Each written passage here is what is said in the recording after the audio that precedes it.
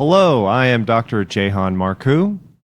And I'm Dr. Andrew Peterson, and we are the editors of the Cannabis Innovation Series. We'd like to welcome you to another Interview with the Experts in the Field interview. This volume of the series is focused on regulated cannabis and hemp market navigation, examining business, public health, and research challenges. We are here today to talk about regulatory affairs, public health, and research challenges. With us today is Dr. Gillian Schauer, the Executive Director of the Cannabis Regulators Association, or CANNRA. CANNRA is a nonpartisan association of government officials involved in cannabis regulation. So, Dr. Schauer, if you mind, just tell us a little bit about what is CANNRA and why is it important to have an association like this? Yeah, so CANNRA is an association of government officials. We bring together government agencies that are regulating cannabis, implementing cannabis policy across 45 U.S. states and territories, and internationally as well. So we have Canada as a member and have regular discussions with other countries. I think it's been really important. We were founded 3 years ago in 2020, but we were the offshoot of really informal gatherings that regulators were having since the beginning of legalization, really, in Colorado and Washington. I think in the absence of the federal government being engaged in the US, states really started to realize we are the policy lab and we need to learn from each other. We need to be sharing what's working, what's not working. We need to have a peer-to-peer community where we can talk about challenges together. And so that started informally, and that's what CANNRA has become. And that's really continued to be our focus. How can we help convene government agencies to talk about the challenges? How can we work to identify best practices? How can we share resources when that's needed? States are not generally as well resourced as the federal government. So being able to just share lessons learned and grow in policy together, I think, has been the most valuable part of coming together. And now internationally, as we've seen policy change, there's an interest both in international governments to learn from US states and vice versa. Some of international governments, as I understand you're covering in the book, have done things very differently than we have in the United States. And so US states are equally interested in learning. So it's been exciting to broaden that exchange outside of the US and also include international governments in our community as well. I want to just follow up. Just 3 years ago you started and you've grown to 45 states plus international. Yes. Wow, that's an amazing growth. There was a demand, and we are still very small staff. It's really just me on the staff side. We've got lots of volunteer engagement from our members who are in the field doing the work. But I think there's really been a demand for it. And I have seen people who are already overworked in their day jobs give so much to CANNRA because they're excited about the opportunity to learn and to influence policy on the ground from what they're seeing in meaningful ways. This is such a critical time for cannabis regulatory policy. We're really at the beginning of something, and I think state regulators have a front row seat to see how this works and to make tweaks and changes and learn from those. Well, speaking of tweaks and changes and growth, it seems like every month, week, or day and a half, something new is happening in the cannabis space. So how is CANNRA preparing for growth in the cannabis industry? Things like new products, the rollout of adult use legislation, and even potentially federal guidelines. Yeah, so we have seen this be a very fast-paced arena, which I think, some of our regulators have come from other regulatory domains, and one of their first comments is always, wow, this is moving so much faster than whatever I was regulating before. So again, the importance of having that exchange. We work through committees. So we have a dozen different special committees that are co-chaired by government staff who are doing that work in their state, territory, or international government agency. And those committees are really focused on tracking these fast-paced changes and talking about what they mean. So we've got a lab testing and product safety committee, and they're focused on what new products are we seeing? Do we have the right methods to test for what we need to in those products? And do we have an ability to test for this new cannabinoid that we're seeing? We have a committee focused on interstate commerce and what will happen to state programs in the eventual federal legalization scenario. We have groups thinking about the transition from medical to adult use, which we've now seen many states go through. So we have a lot of good state case examples of, this helped my medical program when we were transitioning, or I wouldn't have done this the same because of these reasons. So we really bring that to our members to talk about with each other and track. And then there's some issues that are salient enough that we take them on at a broader organizational association level. So interstate commerce is one of those where, the work we need to do from a state perspective goes above and beyond what any one state could do. We really need to pull states together to think about, how do you harmonize? What federal minimum standards would we want to see? How can regulators be engaged in setting those? We've also had a much more concerted effort this last year to engage with organizations that are working to make standards for cannabis, standard development organizations. And traditionally, regulators who are state government officials have had some challenges getting engaged with those organizations, in part because the nature of the discussion about how do you set a standard and what's the best practice gets into territory where many state government officials might feel, gosh, I need to clear this through the governor's office to have permission to share this or say this, because it is effectively making new policy. And states have been very careful not to want to engage in discussions where it might telegraph some big shift in state policy, when really it's just an expert saying, well, if we were doing it again, we'd probably want to do it this way. So I think we've found some ways to have communication channels that are open with the groups that are making standards, so that regulators can be more engaged without the pressure of them feeling like they're telegraphing new policy or need to have clearance for something that they're going to say that's really their opinion as a subject matter expert. So I think it's really important to have that standard development work. Regulators have to be at the table for that. And we have to be thinking not just 1 year ahead, but 5 or 10 years ahead to try to figure out how we're all going to work together. And these different state systems are eventually going to work in a framework where we have some federal overlay for federal legalization. Speaking of federal legalization, Dr. Schauer, just last week the HHS had recommended that cannabis be placed in the Schedule 3 category. How might this affect your work? I know you folks are doing a lot as it is, but that's probably got to boggle your mind to begin with, and then even if you could think about how does that affect intellectual property and product development too. So. I think we are paying very close attention to the discussions about rescheduling. We knew it was happening. In fact, the Cannabis Regulators Association, we put a call out in early January to ask our state members to send any data in that they thought might be useful to FDA in their rescheduling review. As you may have covered on prior videos, the rescheduling process that was called for is really a scientific review. And we knew right away that rescheduling process, if it was just based on peer-reviewed literature, would be missing a lot that's out there, because we've had such a challenge in conducting cannabis research here in the US. And state programs have a lot of data and research that they aren't able, for a variety of reasons, to publish through peer-reviewed channels. They don't have capacity or time or staff, or in some cases, it's brand new data. And so we were able to have a number of states share data directly with FDA to weigh in on their scientific review for that process. So we knew rescheduling was being discussed. I think, whether it's Schedule 2 or 3 or 4 or 5, some things won't change in state programs. State programs would still be, under any scheduling of marijuana, federally illegal, because they are operating outside the bounds of what the Controlled Substances Act calls for.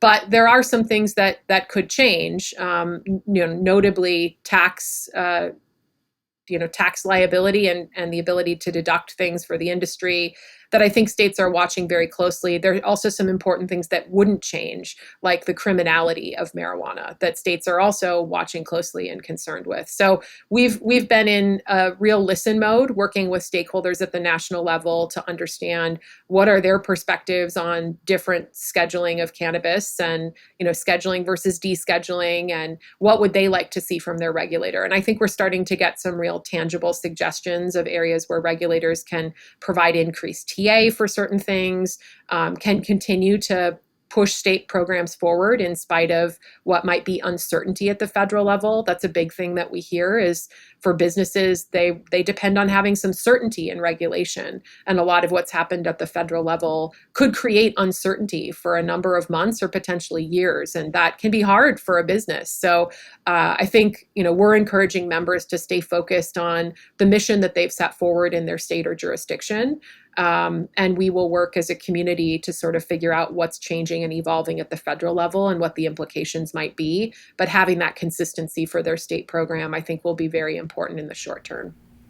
And I bet that the states appreciate having that kind of focus on and helping them focus on what their mission is within the state and recognizing that CANNRA is the one that's out there kind of advocating for and pulling all of this stuff together. That might give them a little bit of that sense of stability that they need in these uncertain times. So kudos to you and your organization for being able to pull that through in this crazy time, because as you said, even if they do reschedule it to a Schedule 3, that creates a whole bunch of other uncertainties and the illegality of current systems. So for you to be able to do that and your organization to be able to do that's really a bonus, I think, for and that's much needed. So much appreciated. We hope so.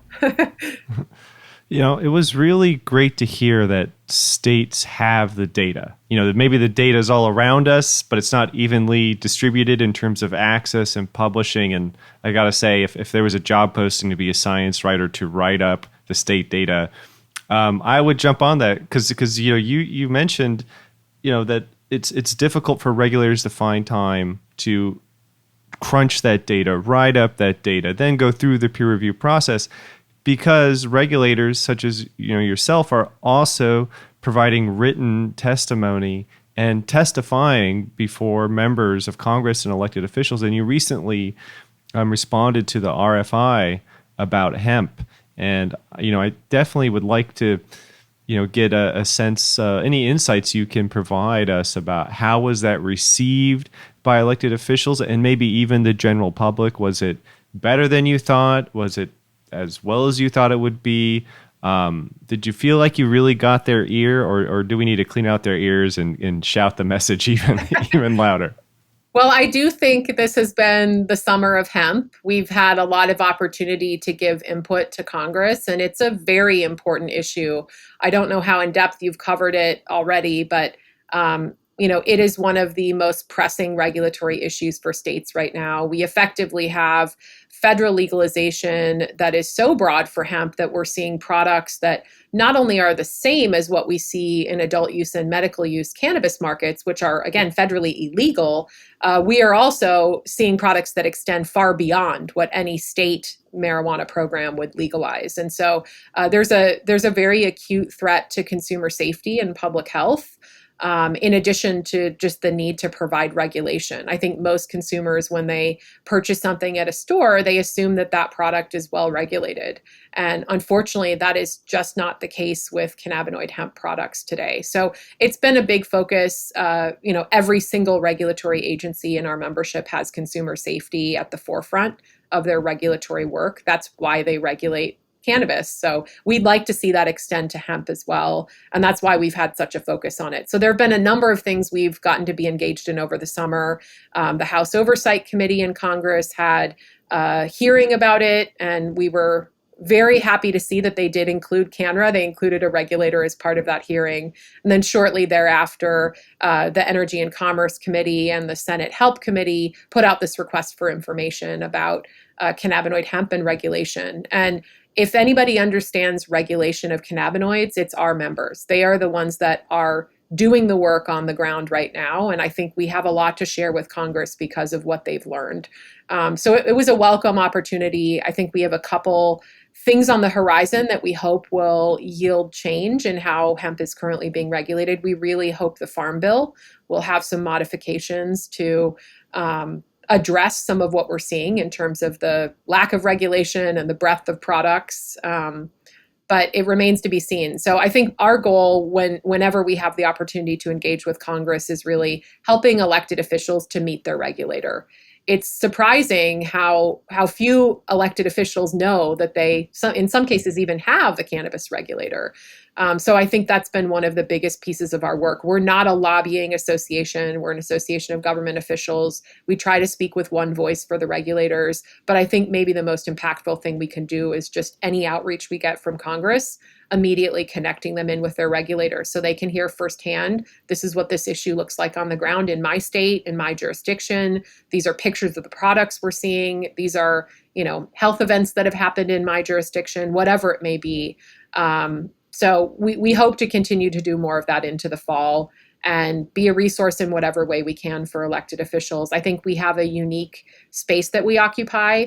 We don't have a horse in the race, so to speak. We are the government officials who are regulating the industry. So we don't have a vested financial interest on one side of an issue or another. And we hope that makes us a group that's approachable for education to Congress when they know that we are a nonpartisan, neutral party with direct on the ground experience regulating. We hope that that's a resource that they'll take advantage of. Absolutely. I thought that was a fascinating statement. The summer of hemp. Do you think we'll have a few more summers where hemp is the focus of these discussions? Or I hope not, but I think it is going to be very difficult federally, because what effectively has happened through the really broad federal legalization of hemp in 2018 is we have basically federally legalized marijuana. We've just called it hemp, and it has no regulation. And so I think that's challenging. Congress has not agreed on what to do with marijuana. And so the idea that they may have already inadvertently legalized marijuana under the name of hemp it doesn't sit well with everybody. So I think we will continue to see state after state try to protect consumer safety within the bounds of their state in any way that they can. But without federal action, there will still be some big gaps. So state law, doesn't easily extend to, say, online marketplaces or interstate commerce. So there are a lot of challenges with a state-by-state approach. And those are the reasons that we have been so vocal about the need for a federal regulator and federal engagement, federal agencies that have consumer safety at the forefront to be engaged. I also think they have resources that states really desperately need. So every time there's a new cannabinoid product that comes out of hemp, and the list is growing, states don't necessarily have the scientific resources to look at the constituency of that product and to determine the safety of that product or what even is in that product. So those are areas where agencies like FDA generally are staffed with scientists that have the ability and the resources to do that. And we'd like to see a lot more engagement to support states with some of that science as well as regulation. So then who should be the authority on cannabis in the United States or the world? Should it be the DEA, the World Health Organization, or somebody more like the FDA? Yeah, I think we've seen state models where the regulator is any number of agencies. We've got state programs that are regulated through public health, through revenue, through consumer protection, through public safety. So states have really modeled that there can be a lot of different agencies that are involved in regulation. I think on the federal landscape, it would be challenging to have, say, the DEA be the sole regulator. There's a very important social justice history to this particular substance that states have taken to heart. And I think it's really important that we do the same federally. And, the war on drugs did not impact everybody equally. And I think that it probably would not be the wisest decision to have the DEA be the regulator and to have it be so focused on enforcement. We spend a lot of hours at CANNRA talking about compliance and enforcement. We've seen a lot of states shift their compliance and enforcement approaches to be more education-based. With that said, you do really still have to have some tools for enforcement for the most egregious violations or drug trafficking. There's a role for that, but I don't think that should be the predominant role. We've seen a number of public health agencies involved in regulation. I think, however, public health agencies often don't have regulatory experience. They're typically not regulating a lot of other things. So the most natural place for this to go might be somewhere like FDA, where they have a public health and consumer safety focus, but they also are regulators of other substances. The challenge is this is a very fast-paced area, as we've talked about, and we do not have any luxury of waiting a decade for regulation to happen. Regulation was needed yesterday, especially for things like hemp. So, if it is an agency like FDA, I think there would be a need to work through a timeline that addressed the needs of today. There would also be a need to address a regulatory process that isn't rooted in having all the science. So traditionally, I think federal regulation has waited until we have a complete body of science to make any regulation. And states have learned that we don't have that luxury. You have to create regulation to protect consumer safety without all the science. We're missing science in so many areas. If any students are listening and want to go into research, I think it'll be a very ripe career for them. And regulation has to go forward before we have the compendium of research to support different approaches. And regulation has to be nimble to recognize when we get new science, hey, we may have gotten this wrong. We may need to adjust something. And I think that's the exact reason why you see, even in states like Washington and Colorado that are 10 years in to legalizing adult use marijuana, you see, 15, 20 or more bills every legislative session in the state, because they're making course corrections. They're adjusting for things that we've learned, for new products that have come out. So there's a need to have whoever regulates this federally be an agency that can be nimble, that can work with the science we have today and adjust for science that we may get in the future. Wow. I definitely can see a lot of challenges facing regulators with, this agency's in charge. No, this agency's in charge. This is the one that should be. Where's the policy? I've got to imagine this translates to a number of challenges for the operators who, as you pointed out, right, it's like you have THCs as right now it's found in Schedule 1, Schedule 2, Schedule 3. It's found unscheduled in hemp. It's found in medical cannabis and adult use products. We have the similar chemicals, similar active ingredients, if you will.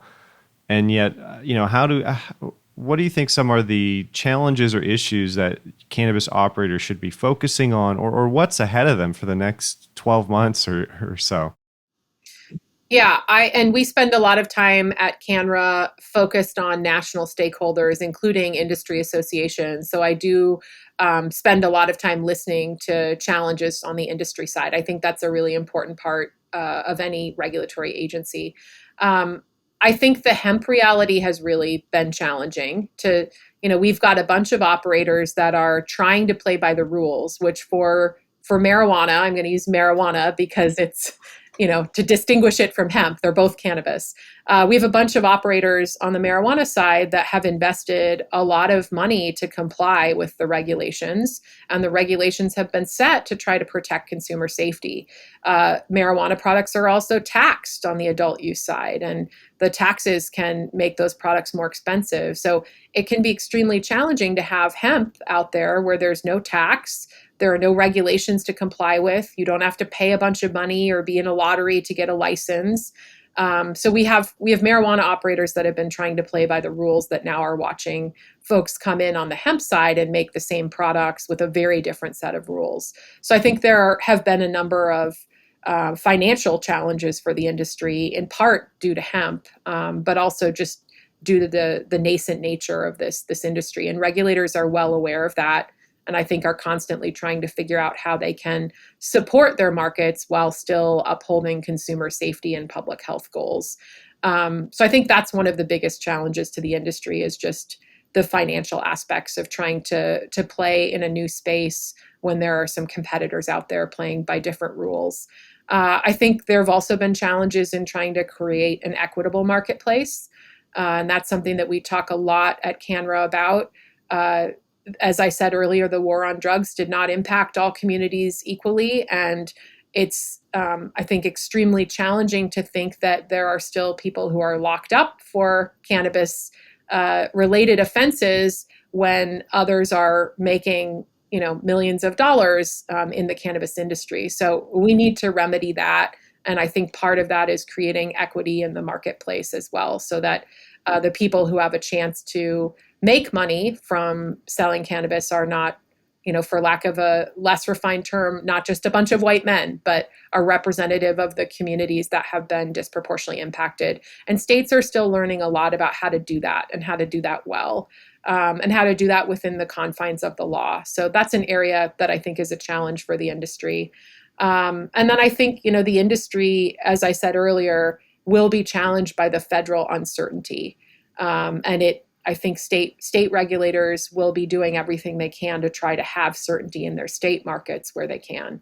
But it's uncertain what will happen with interstate commerce. It's uncertain what will happen with potential rescheduling that could, as many argue, put cannabis on more of a pharmaceutical pathway. And what does that mean for state markets? And will state markets just continue to operate as they are, or will there be a slow funneling into a different supply chain for cannabis that would be really detrimental to a lot of the operators now? So it's not an easy space to be an operator in this industry, and I think regulators hear and understand that. And I haven't met a regulator who isn't interested in learning from the folks that are licensees in their state. I think that's an important way to continue to move forward in policy.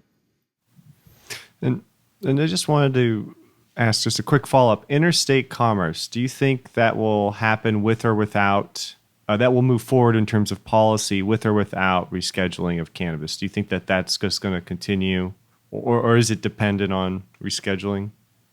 I don't think it's dependent on rescheduling. And I actually think, personally, moving from like a Schedule 1 to a Schedule 3, I don't know that really does a whole lot to impact interstate commerce. But I think there are a lot of irons in the fire now that suggest that interstate commerce might come sooner than we think. So we've got a bunch of court cases challenging on the Dormant Commerce Clause. That is one area where scheduling might change the arguments made in court. But basically, court cases saying, XYZ state, you can't have a program that's just in your state because that violates the Dormant Commerce Clause. And we've seen some decisions that suggest that even though marijuana is still Schedule 1, that Dormant Commerce Clause does apply in some instances. So we could see some court cases and a judicial pathway through which we get to interstate commerce. We also see a number of states now, mostly supply states that have a lot of growing that's happening, that have passed legislatively different approaches to try to have the state be able to opt into interstate agreements where, say the state of California, which is a prominent state that has this policy in place, might talk to some southern state that's just setting up a market and say, hey, we will be your grower, we will be your supplier. Let's set up some sort of a contract to do that. So we could see that avenue move forward as well. And then I think we continue to have the congressional avenue, where we could see descheduling by Congress, which would open up interstate commerce. We also could see something like another Cole memo that says, we're not going to challenge interstate agreements that might come about. And I think finally, we already have interstate commerce, if we're being honest. We have it through hemp and we have it through the illicit cannabis market. It's just not within a regulatory framework at present. So I think we have a lot of places to look to see where we would need to overlay appropriate regulation to protect consumers just in the market that we have today. Dr. Schauer, you've got a lot of things going on, and I appreciate all the balls that you have up in the air, and many of them probably keep you up at night. Yes, they do. But if you woke up one day and said, oh, good, that will make my job easier, what would that be? I think there are two things. The first one is a greater willingness from anyone in this policy space to listen and learn from others. And we've tried to facilitate that. We have at CANNRA an external stakeholder meeting that on purpose we invite a bunch of national stakeholders that disagree with each other, that may not often be in the same room, and we invite them to share their positions with our members so that our members can hear all different positions and the context behind them. And so they can hear a dialogue between people who might disagree. And I think that's really important at the beginning of a new legal industry, that we have those conversations happening across groups that disagree, so that we can identify areas of overlap, places where people might actually agree and they didn't even realize it. So I think more cross-cutting, diverse discussions would certainly make this space easier. And we're trying to facilitate those at CANNRA. And we facilitate those among regulators too. I mean, we have red states, blue states, purple states. We have states with different political leanings, different policies, different populations. And we're trying to convene regulators to learn from each other in those different realities. It would be great to see that happen in a broader scale across folks engaged in the cannabis policy and regulatory space. So that would be the first one. I think the second one would be federal engagement. We work regularly with a lot of different federal agencies, but they are extremely limited in their ability to work with us. And I would love to see that change, so that we can have federal agencies, again, with many greater resources, engaged in helping our members on the science side, engaged in helping our members, with different things, even basic questions like what pesticides should we be using on cannabis? What are the implications of using different pesticides? That's an area where EPA would normally be engaged, and we'd love to have more of that engagement. Data monitoring and data collection to understand the implication of policies. That's an area where CDC is heavily engaged across so many other domains, and we'd love to have them be able to be much more engaged. As I mentioned earlier, FDA and their lab and analytical ability, that's desperately needed for states. So having federal agencies be sort of released and allowed to work more with states on this topic would be huge. And then I think the third and final one is research, and figuring out what we can do to fast track research and make research reflective of real world situations. And we do work, closely with NIH agencies, and I know they want to do that as well. But a lot of the research that's happened is not reflective of the product landscape that we see in the field, the reality of how consumers are accessing and using the products, and we really need to catch up, because that will help inform science-based policy, which as a scientist myself, I believe is really important. Great. Thank you. All right. Well, in closing, the final question for you is a resource question. Is there a resource you find yourself most often sharing with people, like a book, a podcast, an article, something else, a YouTube video, an infographic? Because you mentioned a lot about communicating and listening, and I was just wondering, do you have a go-to thing you send people or a resource? Yeah, you're right. I am very often on the listen and receive mode. So that's a tough question for me to think about what I send out. And selfishly, I would probably say the thing I send out the most is our website, because we're still a new association, and we've got a lot of letters we've written to Congress and resources. All of the Summer of Hemp activities, our written testimony, our 42-page RFI. Those are all on our website. So it's www.can-ra.org. And I hope that it will become a place that more people will know about and go to. Again, we are a newer association, so it's logical that it would take some time, but we're trying to share a lot, and we're trying to share things that are, again, fact-based and from a nonpartisan position. And I think there's a need for that. Well, thank you so much for sharing all of this information today about CANNRA, about all the work that you and the organization is doing, and plus your insights into the cannabis and the hemp industry. I wish you the best in all that you're doing, because I know what you're doing is only going to move this industry forward. So I really do appreciate that. And thank you for that. Thank you both for having me. It's an honor.